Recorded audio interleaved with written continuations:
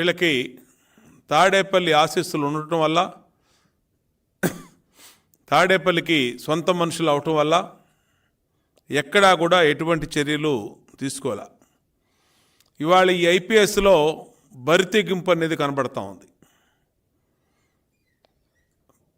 సాక్షాత్తు ప్రధానమంత్రి వచ్చినటువంటి మోడీ గారు వచ్చినటువంటి సభకే విఫలం చేయాలని ఐపీఎస్లే కుట్ర పన్నారనంటే ఏ విధంగా ఉంది రాష్ట్రంలో పరిస్థితులు?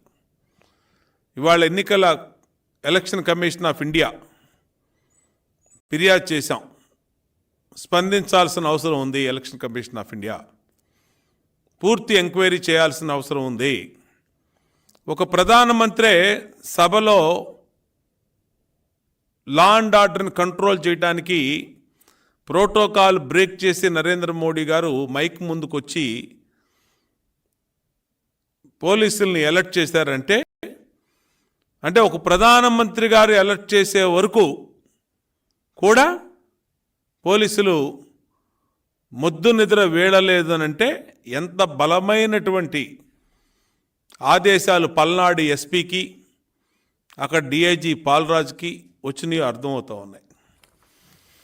ఇవాళ ఎన్నికలు సమీపిస్తున్నటువంటి తరుణంలో ఇంకొక షెడ్యూల్ వచ్చేసింది ఎలక్షన్కి. రేపు ఏప్రిల్ నెలలో నామినేషన్సు, మే 13వ తారీఖు పోలింగు అన్నీ వేగవంతంగా జరిగిపోతున్న తరుణంలో ఏ రాజకీయ పార్టీ అయినా తమ కార్యక్రమాలకి ఆ రాజకీయ పార్టీ నాయకులను వాడుకుంటారు. కానీ తాడేపల్లి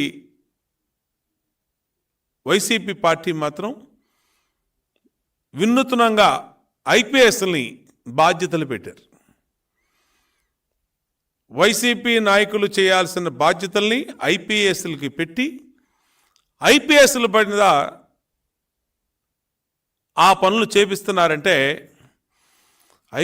కొంతమంది ఐపీఎస్లు ఎంత దిగజారిపోయి ఇవాళ వన్ సైడ్గా పనిచేస్తూ ఉన్నారో అర్థమవుతోంది.